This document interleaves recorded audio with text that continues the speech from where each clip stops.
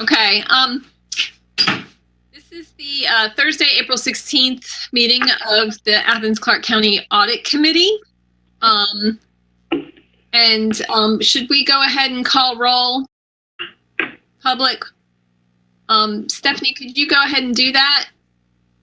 Yes. Everybody count off. Okay. So let's see. Public Utilities, Glenn, Valerie, Michelle, and Frank. Okay. And then committee members, can we go ahead and sign off? This is Melissa Link. I'm committee chair. Okay. Ovita, can you sign off? Ovita Thornton, District 9. Commissioner Edwards. Russell Edwards here. Commissioner Wright. I'm here. Present. So we're missing Commissioner Davenport. Okay. From the manager's office, we have Manager Williams. Here. Assistant Manager Edwards. Yep, here. Okay, thank you. And Assistant Manager Lyman. That's who I have on my list. Did I leave anybody off? All right. Can I entertain a motion to approve the minutes of the last meeting? Has everybody had a chance to take a look at those?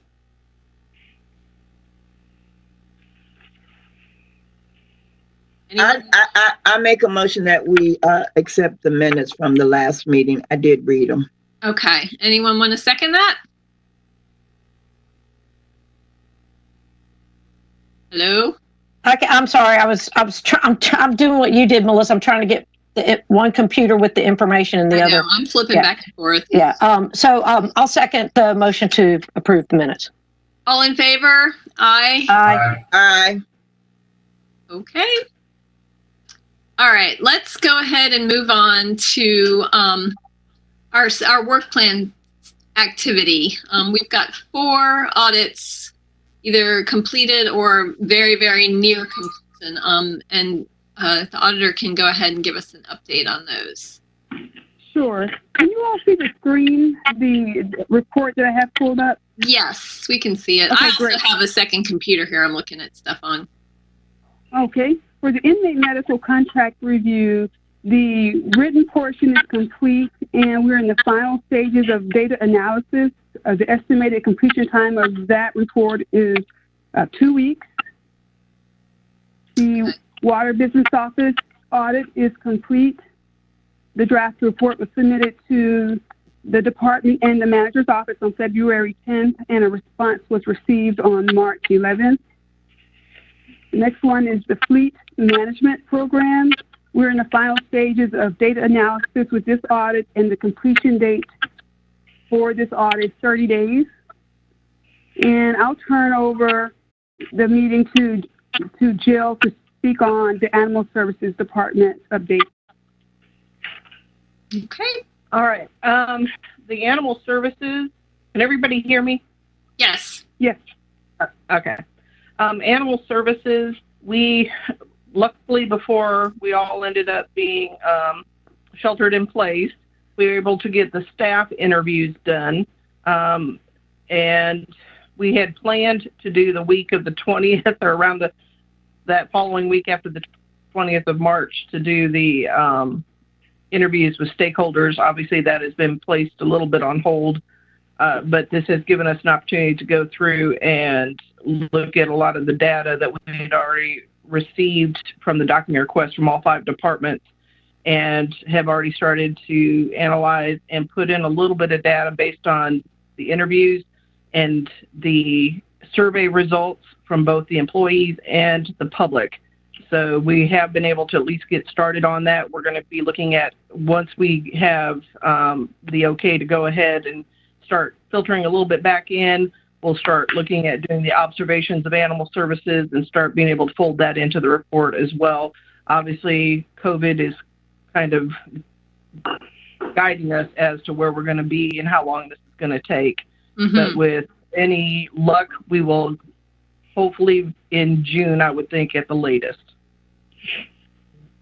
I have a couple of questions, concerns about the inmate medical services audit. Seeing that it's very near completion, and I'm just wondering if there's been any discussion about how the medical services are handling the COVID outbreak. I know there are a lot of concerns across the nation about outbreaks in prisons and jails and folks in close quarters like that. I wonder if we should kind of ask for a brief report from the contractor addressing that. Does anybody want to join in on that idea, discussion? Just as an amendment maybe to the report, because I know it's on a lot of folks' minds. Anyone?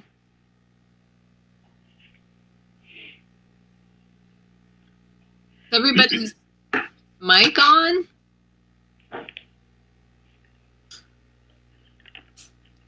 Okay. I have nothing to say. That's why I was quiet. Okay. What's the proposal on the table? Sorry. Well, I just wanted to initiate a discussion about that audit regarding inmate medical services. The world has changed in the past few weeks, and there's a lot of concern about COVID outbreaks in jails and prisons and any place where folks live in close quarters. And I just wonder if we should somehow address that in the audit, even through something asking for a report from the contractor to add as an appendix to the audit report. Because I know the public's going to want to be interested. I mean, one of our primary concerns in this outbreak was, making sure that we release inmates who don't pose a threat to the general public, so they aren't put at risk in that close quarters population. Mr. Link, can I make a suggestion? I would suggest that if that's something that you guys would like to have done, that it be done as a separate report at a little bit later time, but not added into this medical, because this medical was for that time frame that was originally approved for. So would that be something that we could ask for through the audit committee, or should it be something we bring up through the mayor and commission? I think we should bring it up to the mayor and commission. Okay.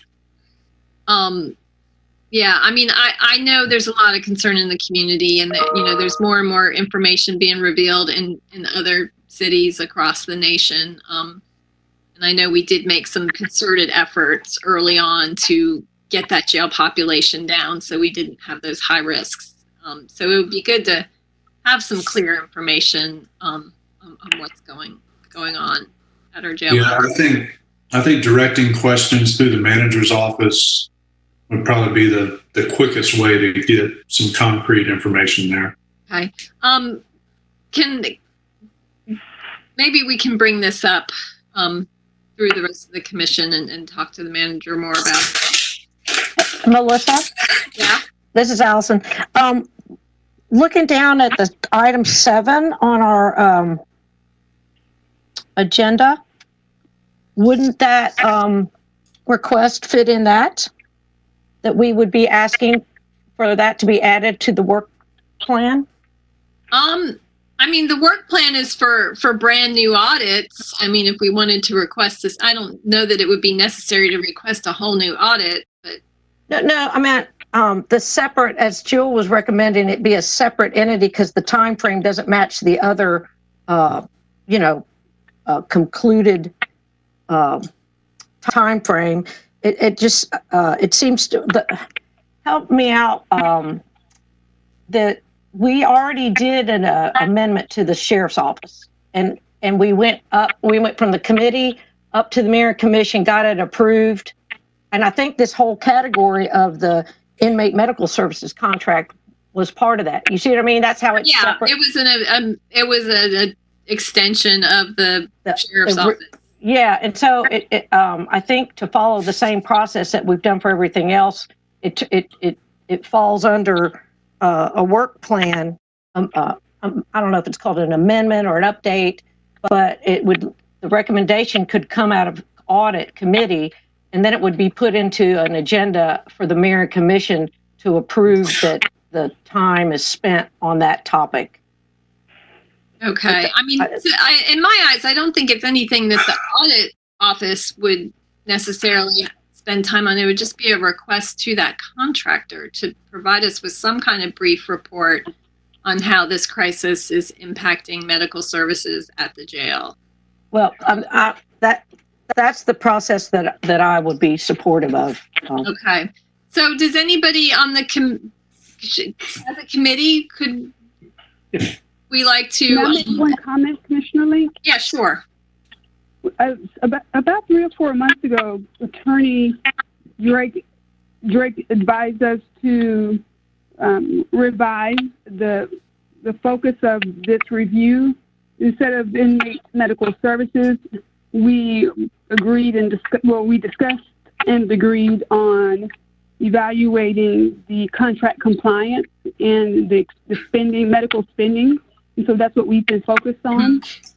So it's not, yeah, I remember that. So it's more about the financial, contractual elements of the services, yes, not the services themselves.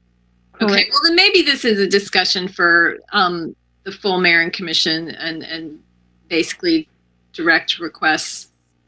I'm just really concerned because I'm reading the news and I know that there are lots of members of the public who are really concerned about this population. So maybe we can continue this conversation with the rest of the commission elsewhere. I just wanted to bring it up. Well, Melissa, I'll make a motion that we capture that summary that you're asking about, and so that we can put it into the agenda cycle sooner rather than later. Okay. And I make a motion that we capture what you're saying, to send it out of committee so it gets put into the agenda cycle, to ask the full mayor and commission to approve the time through this committee to have that report that you're asking come from the inmate medical services contract. Okay. And so I'm interested in hearing what Russell and Ovita think. Go, Russell. No, you can go ahead. Sorry. I do hear Commissioner Link's concern. I don't think we could be, I don't think we're ever overreacting, but I do think we need to have a process. So I do agree. I would support Commissioner Wright's recommendation. I don't know. I just, if y'all want to pass a motion and put this in the minutes and go this route, that's fine with me. But it seems to me this could just be quickly answered by soliciting information from Blaine or the sheriff. But if y'all want to go this way, that's fine with me. Does the manager have any input on this? Sure. Questions? Yeah, I'm glad to ask the sheriff. To ask the. I think I hear what you're saying is you want to know the protocol being followed by the medical provider at the jail, and how they're handling COVID and interacting with the inmates. Is that right? Yeah, and any reports on if there have been positive cases and what kind of quarantine capabilities they have. Just a general report on how this crisis is impacting that population and how the medical services are addressing it. Well, I do think Commissioner Edwards is right. We can probably get a fairly quick response from the sheriff. Now, whether or not that's got enough detail that you're looking for, that's another matter. But I'm glad to ask on your behalf. That would be great. Thank you. The sooner we can get that information, the better. It feels like, a lot of times we're left in the dark on some of these things. We had that outbreak at the nursing home and we didn't even know what was going on. So, this is one of our own facilities. I think it's really important that we have a pretty good idea of, if that crisis is impacting this population. Madam Chair, I just want to go on the record. If we're going to ask the county manager for that specific information, he alluded or stated that it may not give us the information we want, that we keep the door open if we have to go further. but that would be the start. But I would like to go on record saying if the information is not as detailed that we need to know, that we have some options or look at other options to go further later. Well, I know that are some limits to the amount of detail because of HIPAA rules. That's part of the reason the scope of this audit is so narrow. Well, and I use the term detail just because this is a general request. If you've got some very specific things you'd like to know, by all means, I'd pass that along if you just want to detail those to me. And I mean, you could do that in an email. Okay. And just so everybody's clear, if you want to make this an official audit committee action, then that we can work that way. If this is just something that the mayor and commission need to know, I'm glad to get this information and share it with the entire group. I think it's good information to have. I think, maybe it's quicker if the manager just pursues this. You don't have to go through the agenda cycle. I agree. I mean, the faster, the sooner, the better. And I like the way that this discussion has come around. And I also agree with Ovita that we have this in the minutes. And if what we get back from there prompts us to do more sooner, then we can just reconvene, right? And exactly. And move it forward. Does that sound like it's covering what everybody wants to do? Okay.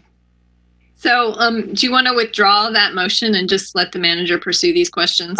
Yeah, we'll reserve that motion for another meeting. Okay. Okay, great. Thank you.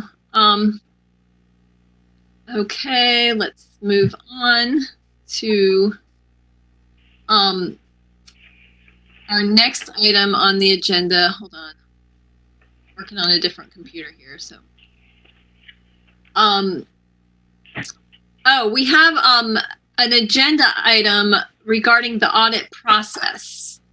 Has everybody had a chance to look at those documents? Does the auditor want to explain this agenda item and the flow chart change that's being recommended?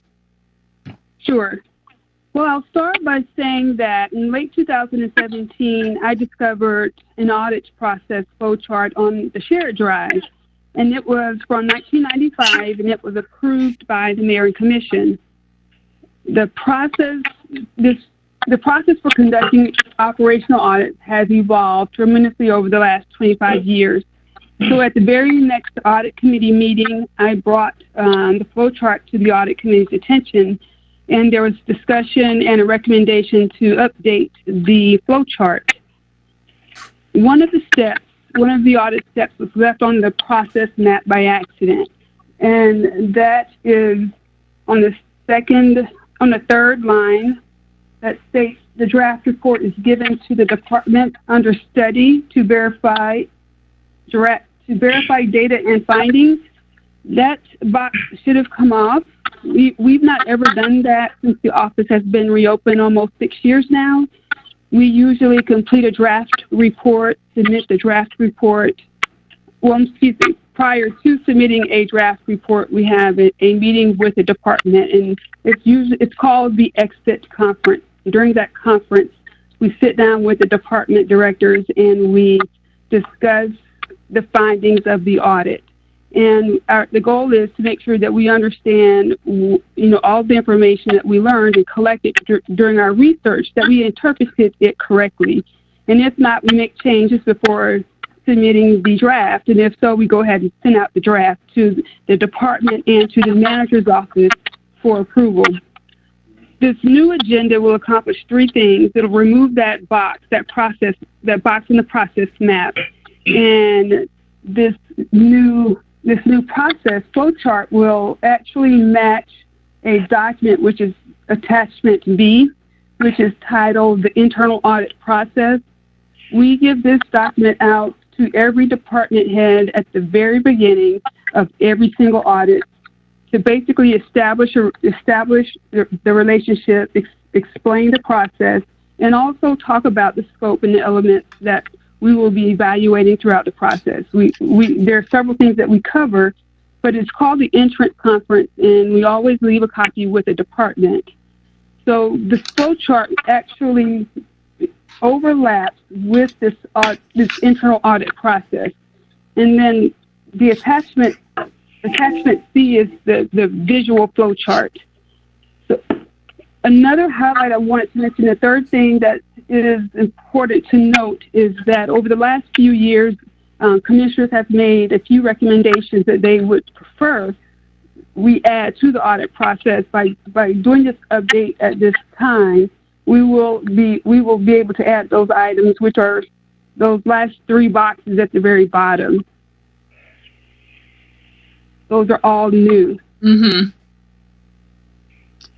Yeah, I mean, this makes sense to me because in that 2018 chart, it almost seems like those 2 boxes of preliminary findings and the draft report, it seems a little redundant.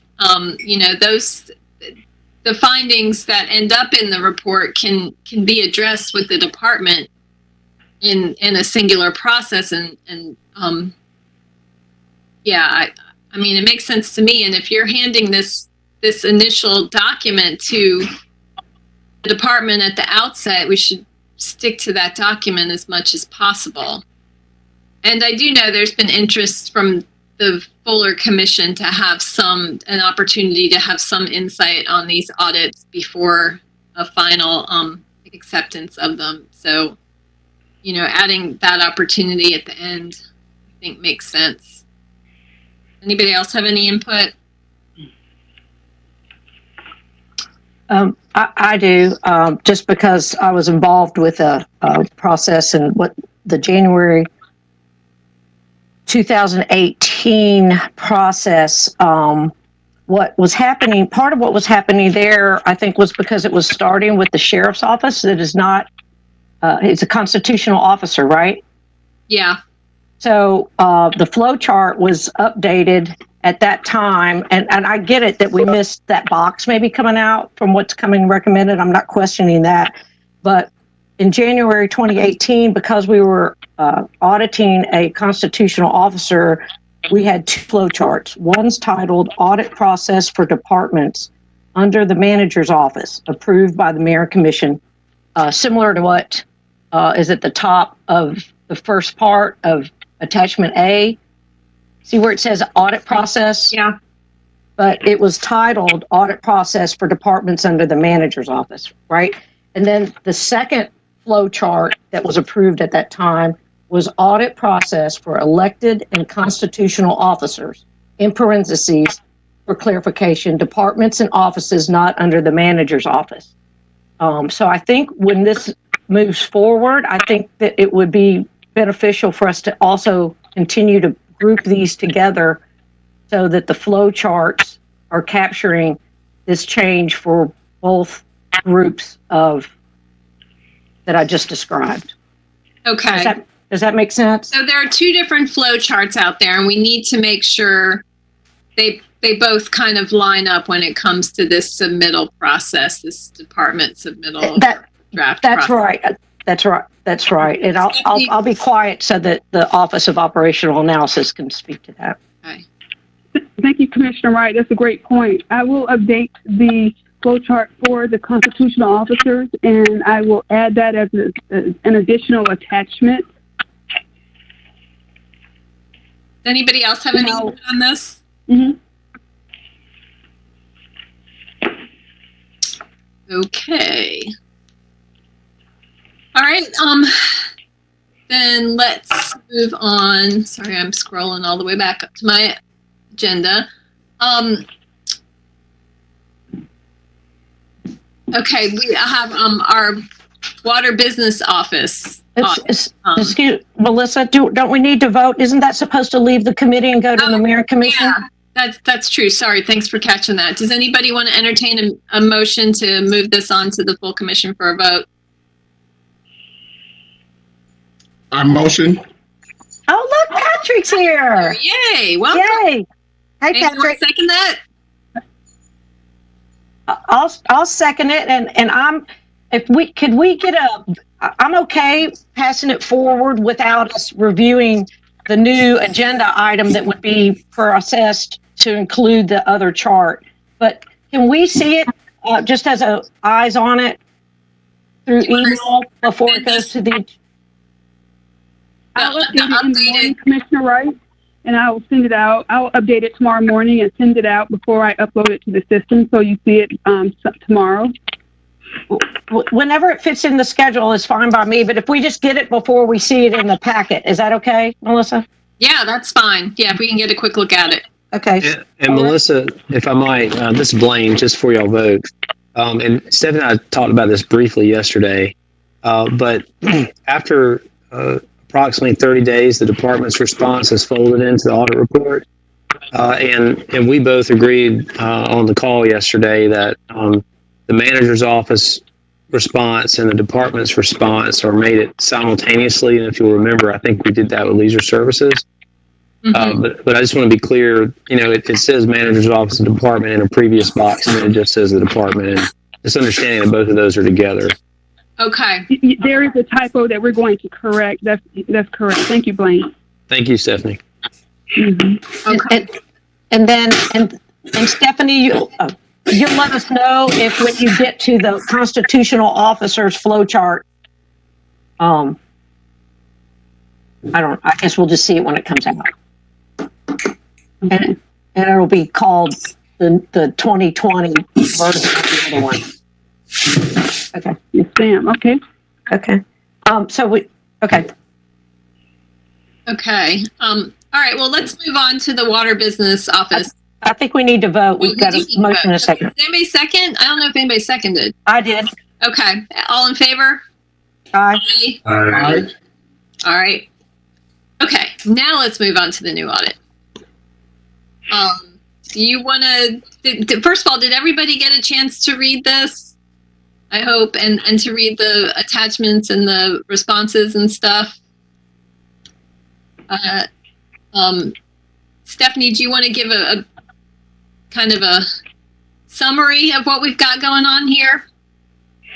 So there's three separate, let me see, there's three separate documents. You have the audit report, and then you have a response from the department, and we made it separate, and then we have the original memo. Just to break up the reading.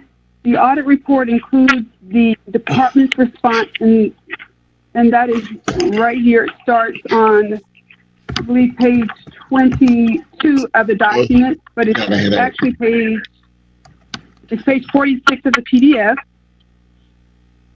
And so in comparing the results to the scope, the major things that this audit looked at are internal controls, the advanced metering system, customer service, and process improvements. And so when it comes to internal controls, we made recommendations to modernize the current software that the department that the Water Business Office is using. And we wanted to report on the status of the advanced metering infrastructure rollout. And we provided that information in the report as well. And we spoke to customer service from the resident perspective as well as from the employee perspective. And that information is contained in the report. And we did benchmarking with other communities, neighboring communities, and others to determine what other utilities were doing and offering their customers compared to what the customers, the survey respondents stated that they wanted our Water Business Office to offer. And so that is under the process improvement section. So I could turn the page over to the summary so you can see the finding and recommendations. Or if you would like to just see the whole thing, which lists the scope, the finding, the recommendation, and also right underneath there is the department's response. And the department is online if you have any questions. Okay. For them. Does anybody on the committee have any questions, concerns about this? Does anybody feel like they haven't had time to read it thoroughly? I took a good look at it, and there were some things. I mean, honestly, a lot of the stuff that came out of this is stuff that I have heard out in the community. So it's good to get this on paper, and it's good to know that the department is aware of these and have been addressing some of these, especially the technology issues. we certainly need to update our billing system. I do want to tell, or just say that I appreciate Ms. Maddox explaining this to me, because about the three ways this has been presented, because when I read it, it was almost, but I didn't understand why we had the three things the way they were laid out. So I appreciated her explaining that to me, and hopefully, that's the main thing. Mm-hmm. I mean, one thing that did stand out to me was this. We've had this independent contractor for 6 years now who's supposed to be creating policies and procedures. And we've paid them over $200,000. So I'm looking forward to them wrapping their work up so we can actually get some policies and procedures, because I have heard out in the community from folks who get different answers from different people at the water department regarding bills and things like that. And I think any department, any organization whatsoever needs to have clear policies and procedures so everybody's on the same page with how things run. Madam Chair. Yes. And maybe I overlooked this. So we contract outside of the local government? Stephanie, can you explain that portion of the audit? It's pretty well explained in the document, but maybe the auditor can summarize it quickly. Sure. For the policies and procedures and operating procedures for the Water Business Office, they've hired a consultant to prepare that report for the employees that work in the Water Business Office. The project began in 2014, and when we learned of the information, we weren't sure how common that was to outsource the policies and procedures project and standard operating procedures, the writing of that. So we actually put together a one-question survey to all of the APC departments and sent it out, and 50% of the departments responded.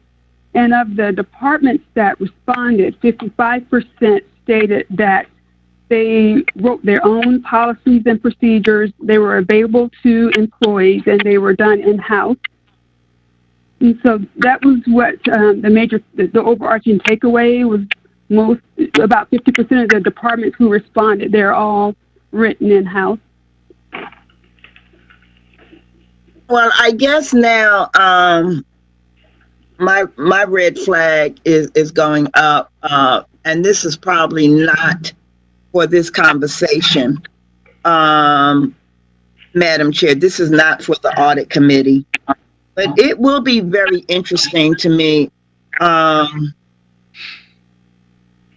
who is who and how much we're paying folk to come in and do some of this work. I have it's a real thorn in my side. I didn't even know until our last meeting about the inmates. We have a private company for inmates making phone calls. These are things, like I said, it's not for this conversation, but would like for it to be in the minutes. We need to look at this and it does explain to me some of my concerns that I've had before on who's getting paid outside of our local government. So I'm just going to put it out there that this is the first time it's been brought to my attention, but apparently it is a practice, and I would be very interested somewhere down the line. And maybe this again is in County Manager Blaine's area. I know it's not the audit. I have no problem with the audit at all, but I do think that we need to look at who we're paying and for what services. Thank you. I agree. I mean, that was a red flag to me too, especially since this entity has been under contract for 6 years and has not yet produced a policy and procedures document. I mean, I was a founding member of a neighborhood garden club, and we had our policies and procedures down pat within the first year. I was one of the inaugural members of the Cultural Affairs Commission, and we spent the first year of that commission creating our policies and procedures. It's just what you do. And again, this is not for this committee, but when we deny certain groups in our community that apply for CDBG, that is one of their that we're always hearing about the capacity. So I really am a little bit disturbed knowing that we have somebody that we're paying for 6 years and we don't even have basic policy. I would have thought that would have been a red flag a long time ago. On that note, there's something else that stood out to me. But Melissa, if I might, before we leave that, on its face, the 6 years does sound, without further context, but let me just share some of that with y'all.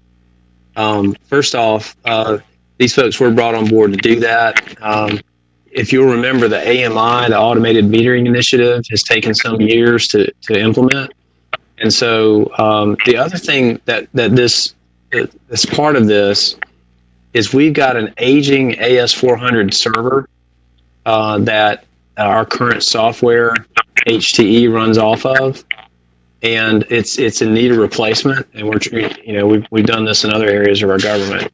What we didn't want to do was introduce too much change into the Water Business Office at one time. And so we have held off on acquiring new billing software. And so there's really two things going on here that's caused this timeline to extend. The first is implementing AMI and incorporating those changes into our system. And then secondly, waiting until we had successful implementation of AMI and then moving on to our water billing system, which we are moving towards. And that all of that changes things for the policies and processes. And if you don't mind, Commissioner, if I might just ask anyone on the water business side or public utilities just to make sure I'm telling y'all accurately and if they had anything else to add. Glenn, this is Glenn. I think you're absolutely correct. We wanted to implement the AMI system, which eliminated the meter readers, and we started reading meters from an office environment. And it changed completely some of the processes. We knew it was going to change some of the processes that were going on in water business once that was implemented. It didn't make a lot of sense to move that forward at a rapid pace and then turn around and have to modify it, upgrade it once we brought the AMI system online. Plus, we knew there was going to be a learning curve. Once we brought AMI, we may have to even adjust the way we thought it was going to operate once the system was up and running. So I think you're 100% correct. So I can get why you'd want to hold off on policies and procedures when it came to the reading, but as far as customer service goes, and that's what I'm hearing in the community is people get different answers from different folks behind the counter, or they might have the same concern and get different answers from folks behind the counter. So I don't understand why policies and procedures regarding customer services couldn't have been moved forward on through that period, while the AMI was being implemented and the whole meter reading operation was transforming. That's my point. I know with the AMI, that's more technical. I'm talking about people and customer service primarily.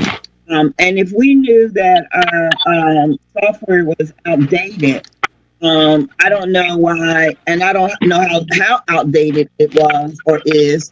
Some of these things, like I said, is I'm sure we could sit here and talk, back and forth and have a difference of opinion. My concern is taxpayer dollars and if they're being spent effectively. So I get it with the AMI. I get that. That's technical. but there are more things in this audit that were more people and customer service oriented. And to me, those are the basis of how you run a business. So please understand, I'm not criticizing or questioning. And I'm just saying, I want to start looking at everybody that we contract with that are supposed to be providing a service. So it's not just, let's explain the AMI. I want to know about everybody that we contract services out and what that looks like. Okay, and I was just addressing the question about the 6 years, because at face value, I agree that seems like an awfully long time. And I was just trying to provide y'all a little context on some of the moving parts that cause that timeline to extend. I have a couple other questions, portions that I'd like a little more info or explained more in depth. This $400,000 in unclaimed refunds? Can we explain the origins of that money? Is that folks who maybe overpaid on their bills? And I mean, I know we got lots of college students out there who probably don't claim their deposits or whatever when they move. Can you explain the origins of that money and where it's sitting? Glenn, can I answer that? Is that okay? This is Glenn. Of course. The origins of that are when a customer leaves town and he may not close out his account, and then he may have a bill outstanding.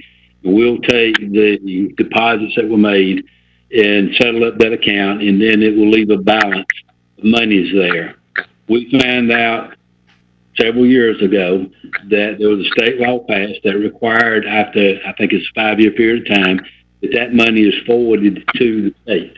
And they will make supposedly every effort to get in touch with the person so that they can claim those funds. When we were made aware of the legal requirement, we had discussions with our attorney who built the at the time, as well as finance department, and asking them for some directions. They were struggling with it somewhat because it was a new law. They were trying to figure it out. And we continued to try to determine, number one, how much money there was there. We've been able to handle on that as well as we can. And then we decided that we need to make that part of the business plan too, that we need to move this forward. We've had conversations recently with Judge Drake in terms of how we do this, and he's been very helpful in us pulling that into the business plan so we know how to do it from this point forward. So yes, we had a problem with understanding how it has to be done. We knew we had to do it, and we've addressed that, and we're moving it forward correctly. So my question is, so the state is responsible for trying to get this money to folks, trying to find the folks who left their money behind, never claimed their money. And what if they don't find them? Do we get the money? And is there a possibility that we could somehow put it into a fund to help folks pay their bills? Because I know we have a fund to do that other customers volunteer to pay into. It's my understanding that the state will, and let me clarify something, we will make an effort to locate the person, make sure they know they got some funds available to them, and we go through a number of processes to do that. When we don't, the way it's got to happen now, we'll turn that over to the state, and they will make some kind of effort. If after a period of time they've been unsuccessful, that they keep the funds. The state keeps the funds that were paid to our office. That's correct. And that's state law? As I understand that state law, and we may want to get Judge to clarify that, but that's based on conversations I've had with the attorney.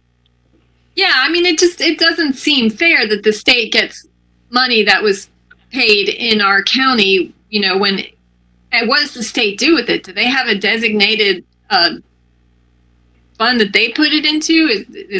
I mean, that's the thing. I feel like if this was money paid to public utilities and for water, it should go into a fund to help maybe underserved populations pay their water bills, nonprofits, or go into conservation efforts or something like that. I would like to know what the state does with that money, if there is a designated purpose for it. Madam Chair, I have a question, and I guess this is for Glenn. How you doing, Glenn? Well, thank you. You said that we go through, extensive efforts to refund or get in contact with these folks that may have do we have a policy? Do we have a set number of days or months or times we try? Is there a policy that we follow, written somewhere on that process? I'll have to check and see. I'm sure we've got a standard policy we follow where we'll contact if it's a business that closed. We'll contact to see if they left a forwarding address with a business license, with the business license. There's a number of procedures we go through. We can get that and provide it to you if you like. Yeah, I would like to know specifically, step 1, 2, 3, and before we turn it over to the state. What do we do here? Okay, we can do that. No problem.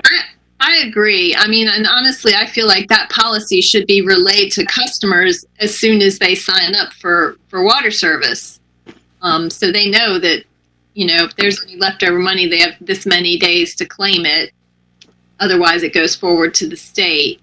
I think that's something that every customer should be presented with at the outset. And if we need to create some internal local policies to make that happen, I think that's part of what that contractor should be doing, is creating those kind of policies. And let me clarify too, there are a lot of customers that will close the account out and they will get a refund. This is not every customer we got. Yeah, I understand. I'm also certain that there are plenty that don't bother to pick up their refunds because their parents are probably paying their bills or they're leaving town quickly. Being a college town, I'm sure we have a higher percentage of those than many other communities. And this $400,000 total that's reported, that goes back to, I think, 1988. So this is over an extended period of time. This is Frank, Madam Chairman. If I may add one perspective to this. To follow on exactly your comment, and it was very insightful. Having worked in other utilities across different states, Athens-Clarke County, one of its unique aspects is the fact that almost half of the water accounts change annually. Some of them, because of 11-month leases, change 3 times over the course of 12 months. I'm not surprised. And that is extraordinary turnover in a water system. Yeah. I'm sure that we've got a lot more work cut out for us than most communities when it comes to this stuff. That's why it's kind of befuddling to me that the state gets the money when it's all said and done. Well, the reason the state gets it, Madam Chair, is that it's abandoned property and it falls under state law where abandoned property that goes unclaimed for a certain amount of time, it cheats to the state.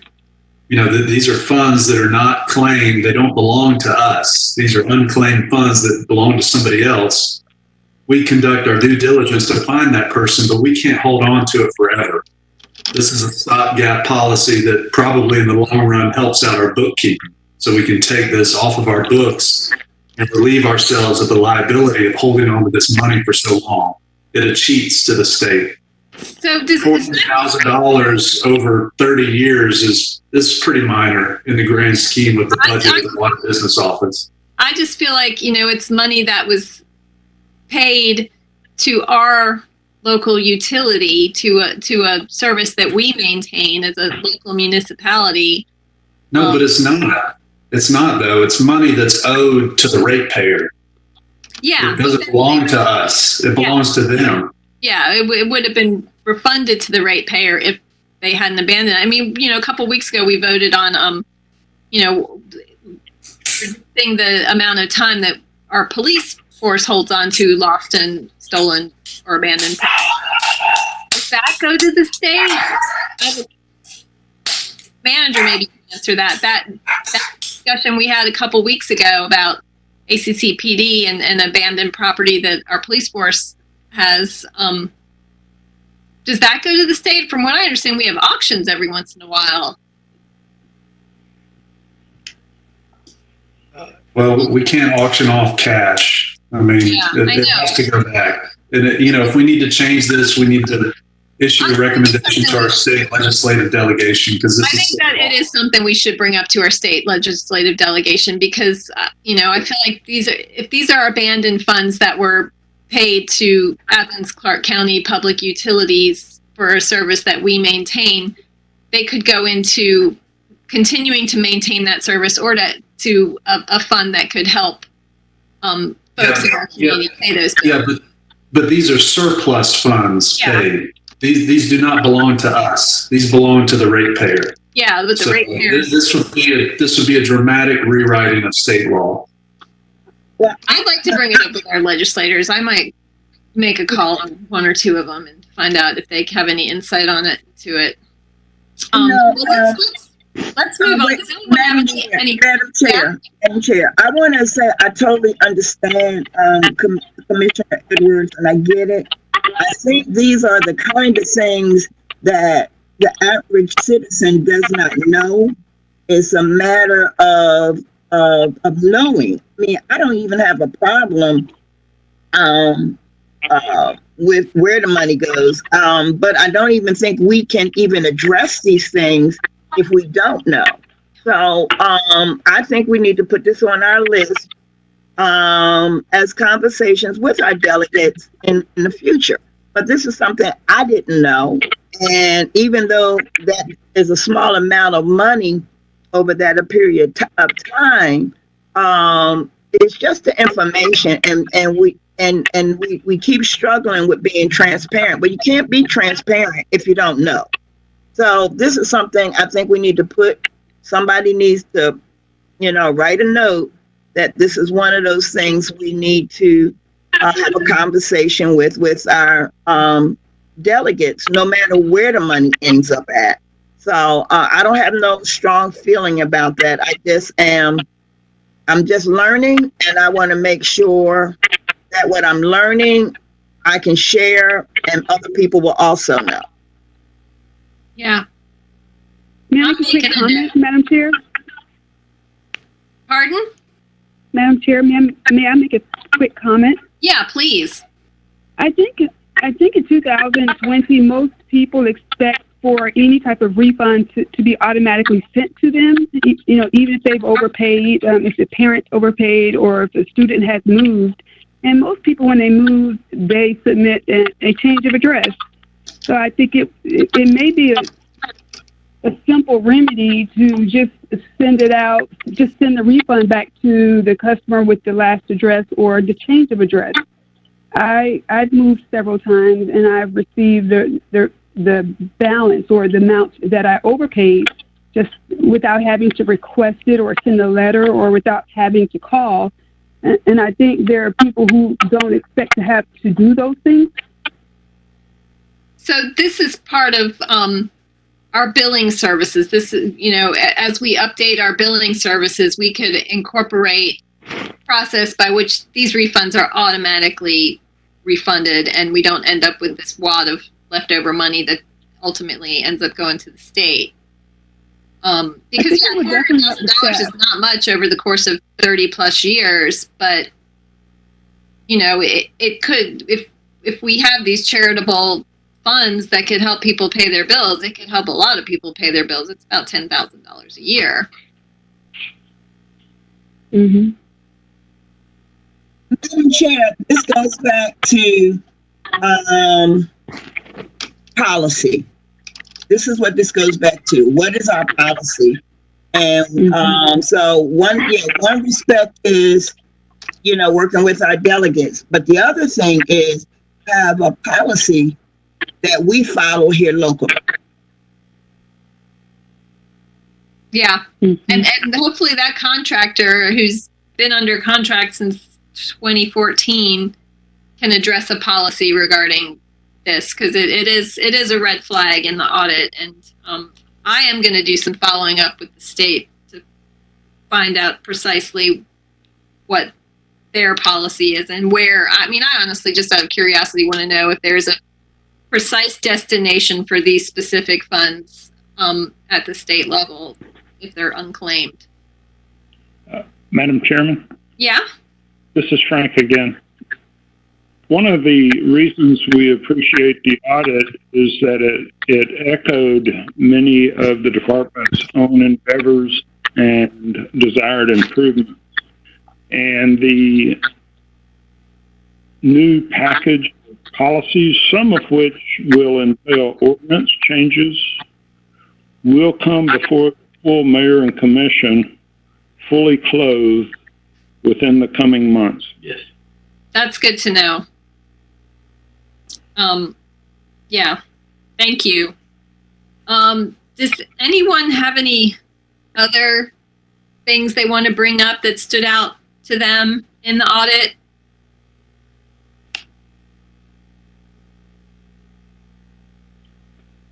I mean, I understand that as we bring new software online, these online, a greater variety of online payment mechanisms are going to be made available.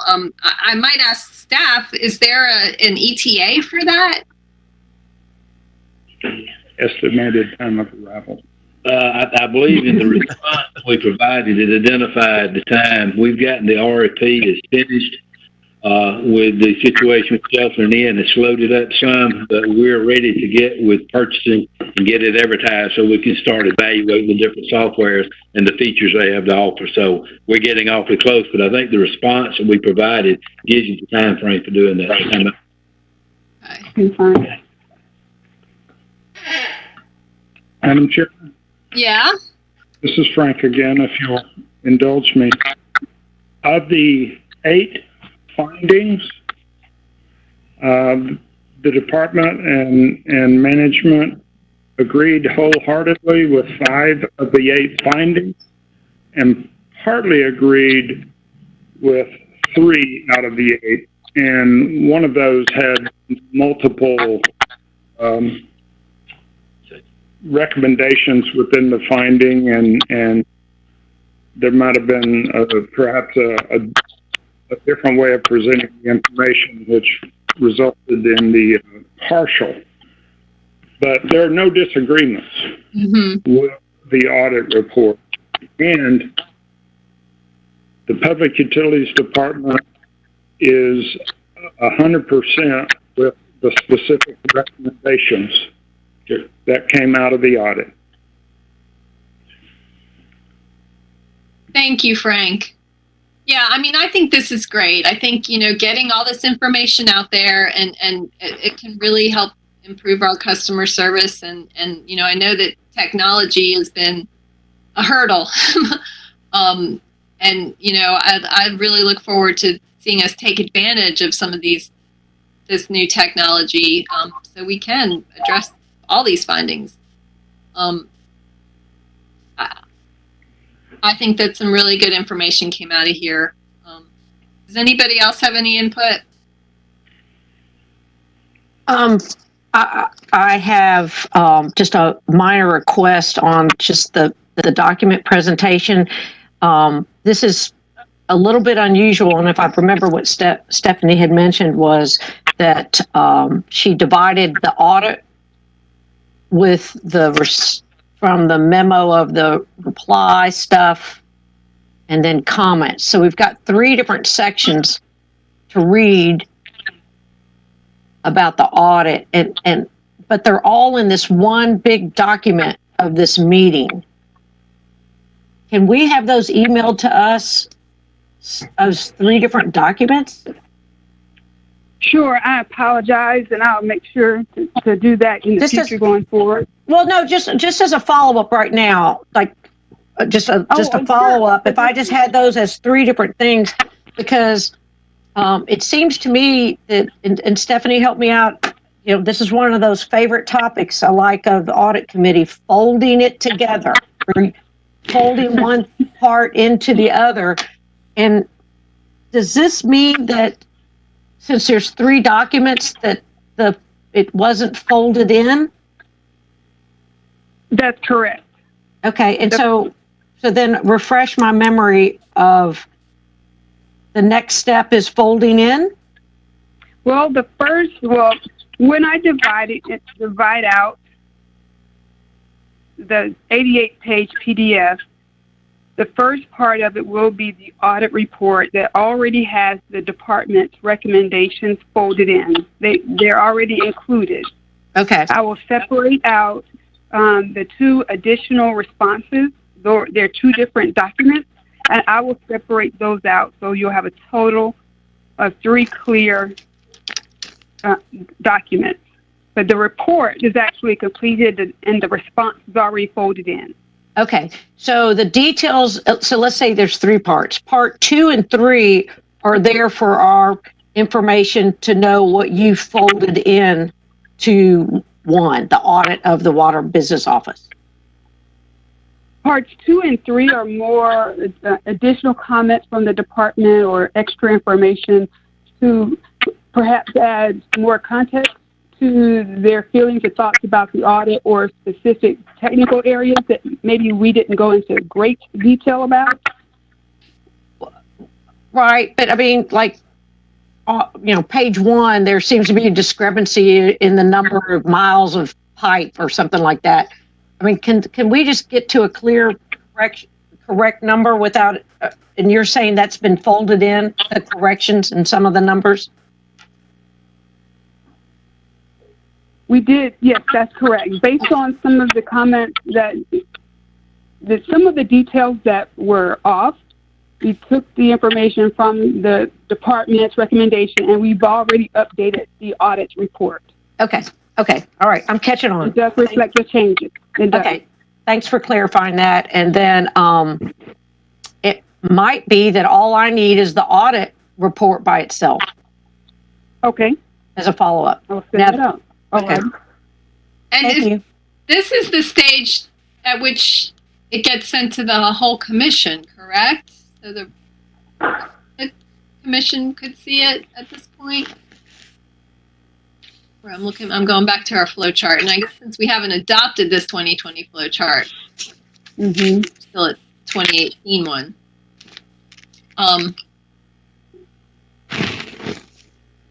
Yeah. So. So this will be the stage through which we go ahead and recommend that this be forwarded to the whole commission. I guess it's too late to get it in the agenda for the May meeting. But, that would give it. We could go ahead and okay the forwarding of the report to the entire commission. So that would give them over a month to digest it. And we can have a vigorous discussion among the whole commission. Be. Does anybody want to entertain a motion to go ahead and recommend this to the entire mayor and commission and ask the auditor to send the report to the whole commission immediately? I second. Who made the motion?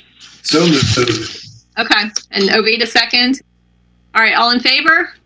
Aye. Wait, aye. All right. Thank you. Thanks to Stephanie and Jill for all your hard work, and thanks to Public Utilities staff too for your cooperation. I think some really good information came out of this, and we're going to make some real progress. And I'm looking forward to those technological advances personally. And I also want to thank the staff for giving input on some of the questions that we had. And I also want to thank them for acknowledging that this is a good audit and it makes it much easier to move it forward. All right. Okay, let's move on to our next item on the agenda, which is the risk assessment that was sent out. Do you want to go ahead and address that, Stephanie? Jill, do you mind addressing that? I'm almost out of battery, so I need to go plug in really quickly. I apologize. Okay, it's coming across muffled. What was the request? An update on the risk assessment. Okay. Risk assessment, we are at the point where we have not deployed it yet because we're getting ready to deploy it at the time, mid-March. And with everything that went on, we didn't think that it was probably appropriate right at the time that COVID hit to send it out to all the department directors at that moment. We figured they probably had a few other things on their plate. Yeah. So it has not been deployed, but it is ready to go whenever we're ready. Okay. Do we think that we're at a place now where we could deploy it? Maybe I could get the manager's input on that. Blaine, do you feel like we've gotten to some kind of stability with our operations now, where they could take on this questionnaire? Department heads could take on this questionnaire. Wouldn't it be distracting? And you're referring to the risk assessment, right? Yes. Well, I don't want to. I understand what y'all want to do. I'm meeting with the management team in the morning. Can I put that to them and see how much time, Stephanie, or do you think it takes to fill it out? We were estimating 2 weeks. Sorry. We were estimating 2 weeks, but we're flexible. We're very flexible with everything going on right now. Sure. Well, I mean, just, and I know it would probably vary from department to department depending on their size of operations, but do y'all have an estimate of, if somebody sat down and devoted their time to it, how long it might take? I know they have to look up things, but this is a couple hours with, sending out Do you some. remember what we learned in the beta test? We, on the beta test, the 2 departments that we sent it to, they told us that it'd take a little bit of time. It took them about a week, and that's when they were doing all their other daily tasks as well. So it took them about a week to get everything back to us. Okay. Well, that being said, at least 2, if not 3 weeks, where we could just be cognizant of what they're dealing with right now, but we understand the need to move it forward.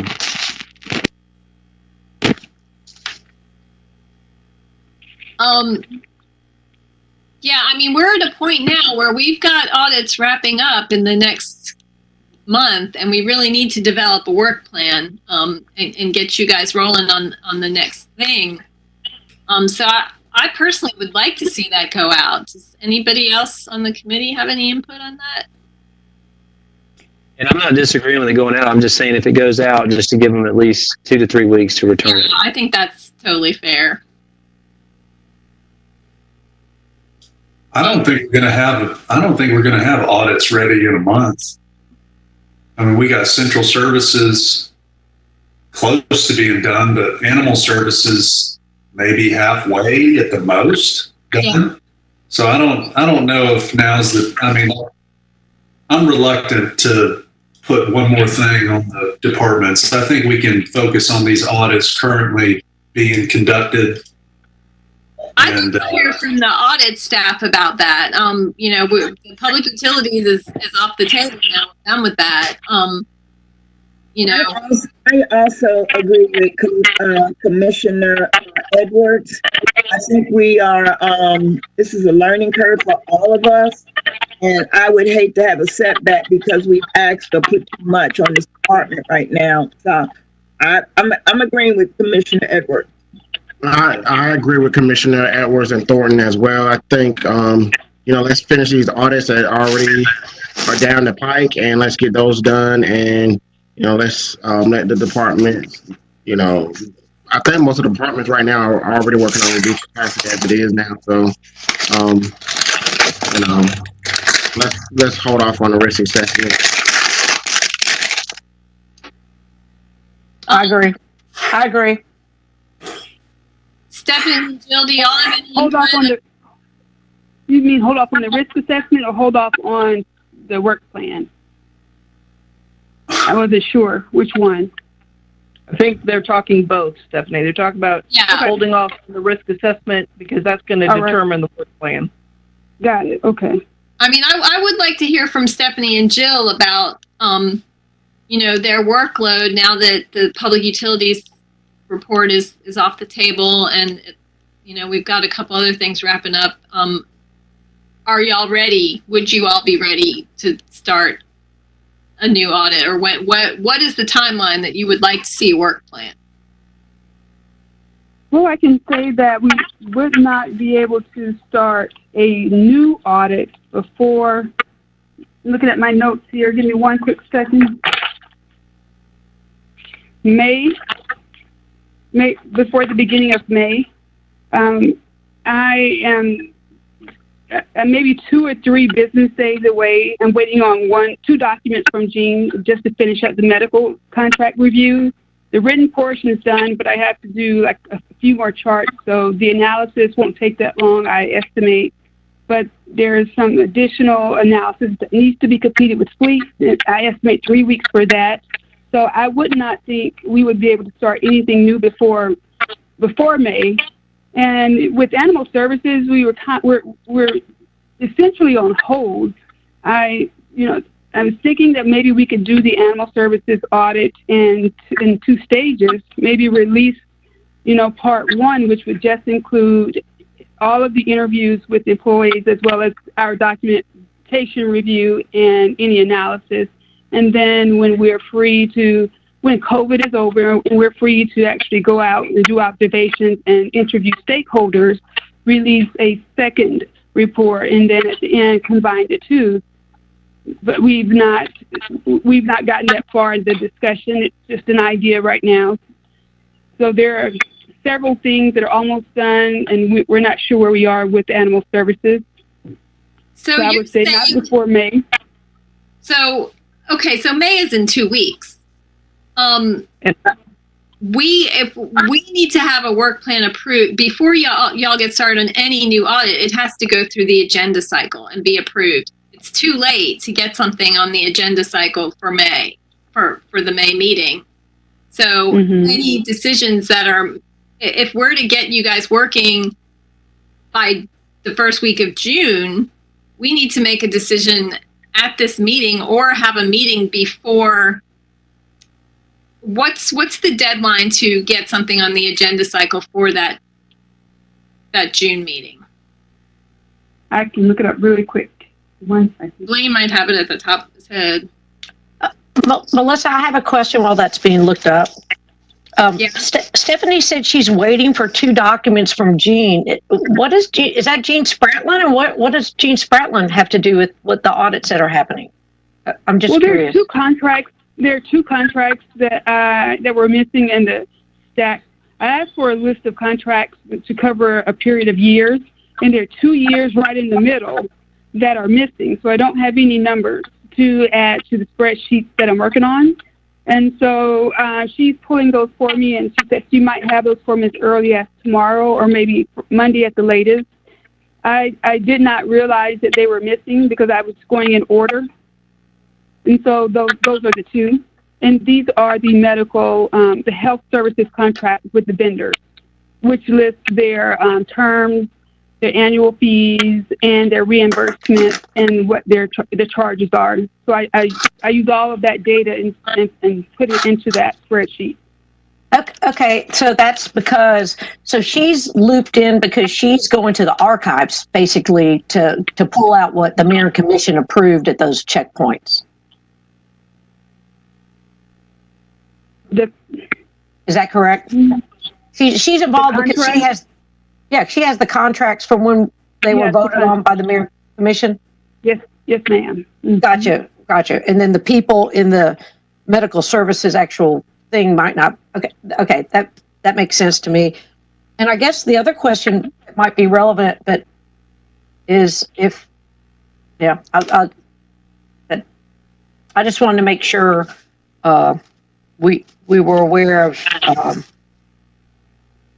if working remotely for the operational analysis department is working to where they needed more now. They might have plenty as it is. You know what I mean? Since they can't interview and have the contact that's typically done at the start of an audit. It just seems like the restrictions that we're in right now with distancing, safe distancing, might interfere with new phases of projects. Well, and that's why, that might impact our work plan too. If we're going to get them started on a new audit, we might have to select something that might not require as many of those site visit type analyses. So I'd like to propose that we hold our next meeting before the deadline for the June agenda cycle, the May-June agenda cycle. So we can develop a work plan that can be voted on in June and get you guys started on a new audit, because the public utilities is off the table now. It looks like the medical services contract. I mean, would you have that draft ready for us to, or the final report ready for us if we were to meet, say, the second week of May? I'm sure I can. The written report is done. I'm just adding the spreadsheets and charts. That's what I'm waiting on. Mm-hmm. So I do feel confident in that.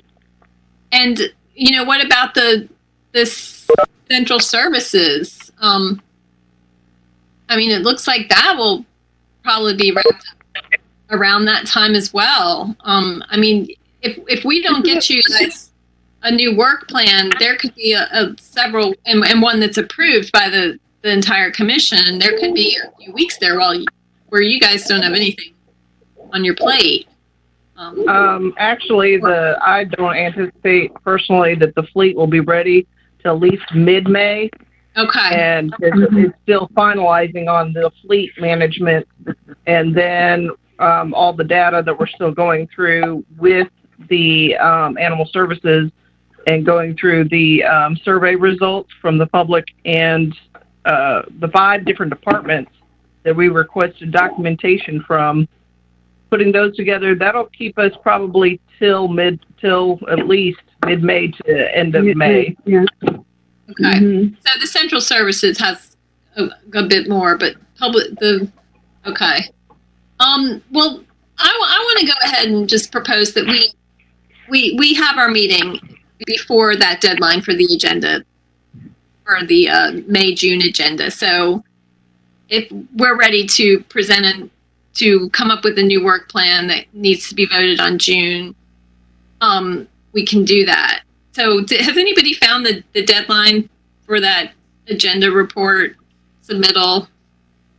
The agenda meeting in May is the 19th. I believe the report, let me go back up. Submitted by the 29th of April. Wow. So in order to make it into the 19th meeting, the report needs to be submitted on the 29th.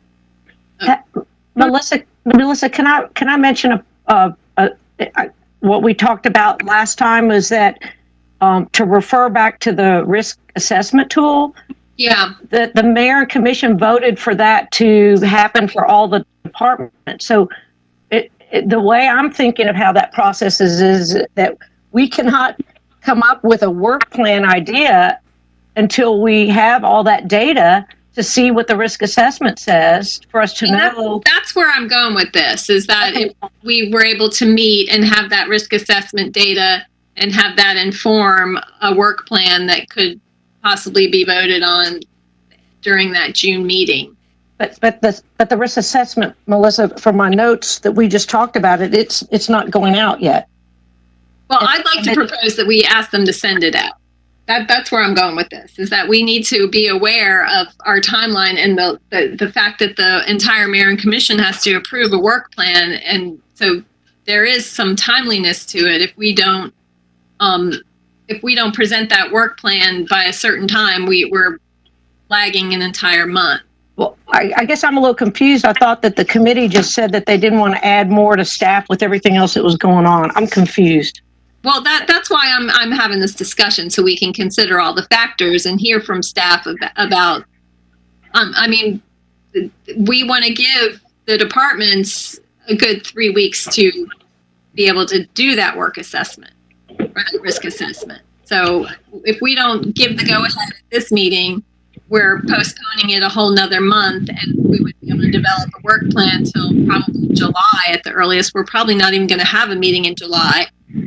And we are talking about a possible Board of Elections audit, and ideally we'd like to see some results from that come well in advance of the November election, if that's what we do decide on.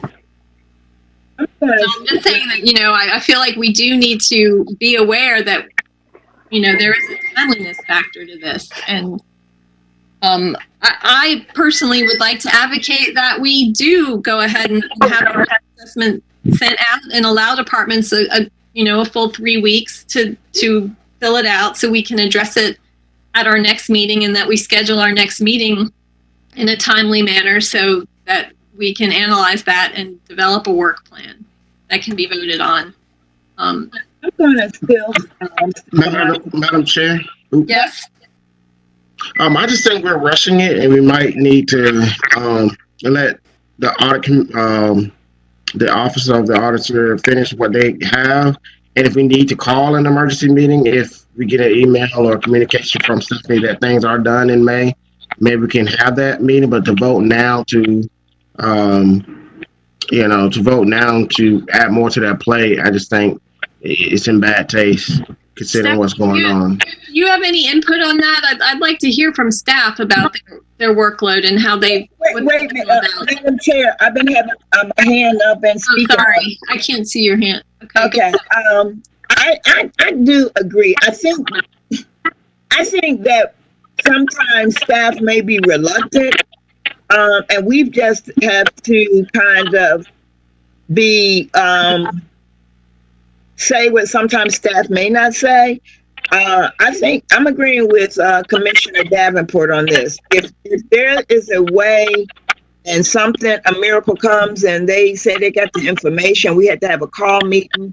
I just would not feel comfortable voting for this. And if it falls, we are still in a epidemic crisis, and we're limited and we're short and stressed out as it is. So I'm not going to change my opinion on this, no matter what staff says.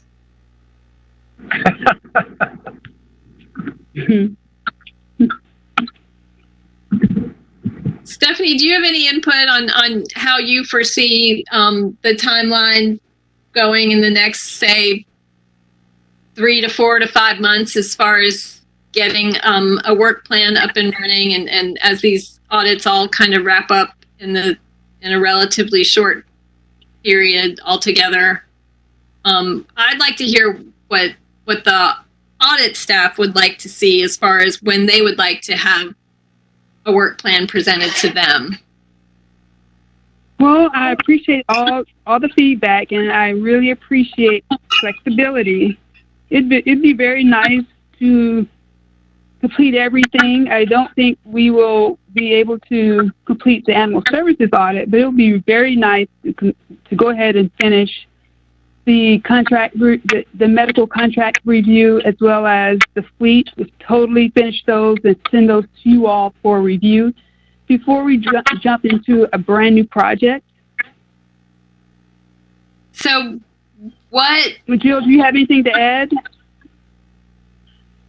I would say that I'm listening to all sides and everybody has a good point, but I think if I'm correct with part of it, that the deployment of the risk assessment tool, if it takes, as Manager Williams had stated, give them 2 to 3 weeks to complete it, but that's just them completing it. Then they have to send all that information into us, and we're talking 40 plus departments plus all of the divisions, because those are part of the audit universe. So you're looking at probably roughly 100 or more data sheets coming into us that we then have to analyze all of that data in order for them to make a decision for a work plan.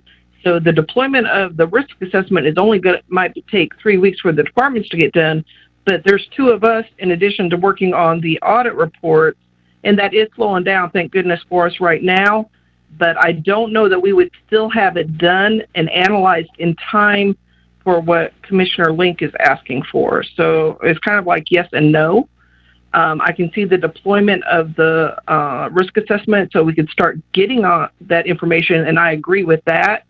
I just don't know that we would have time to have data in time for you guys to make a decision to put it on the agenda for June.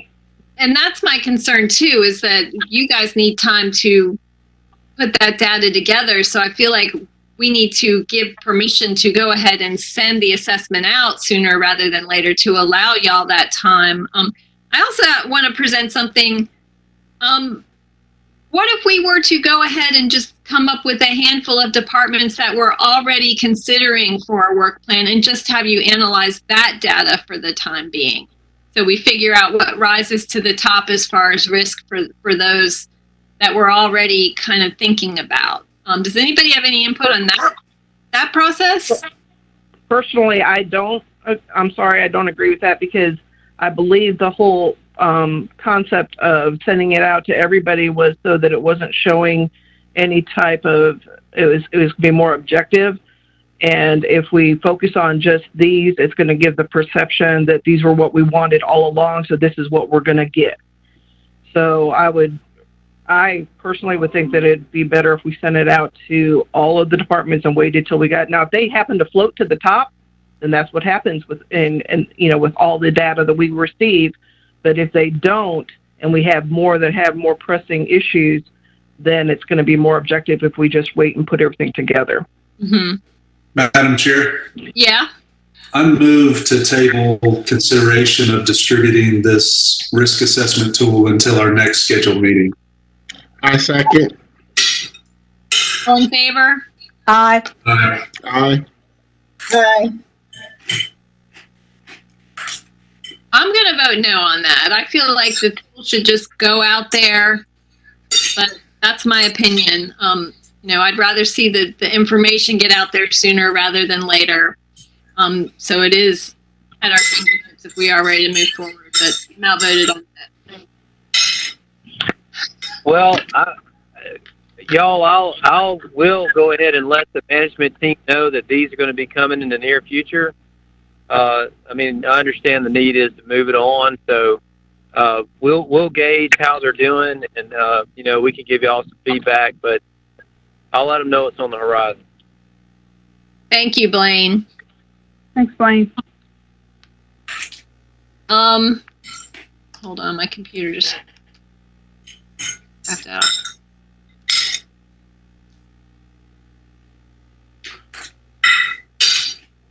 Okay. Let's move on. What's on our next discussion? I think we might have wrapped up. Hold on. Okay. Yeah, okay. We wrapped up. Let's go ahead and talk about a meeting date for next month.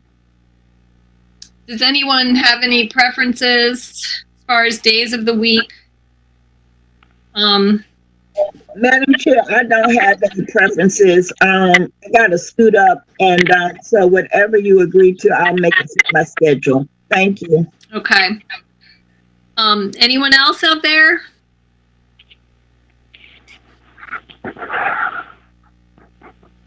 I'm going to suggest that we aim for that second full week of May. That's exactly a month from now.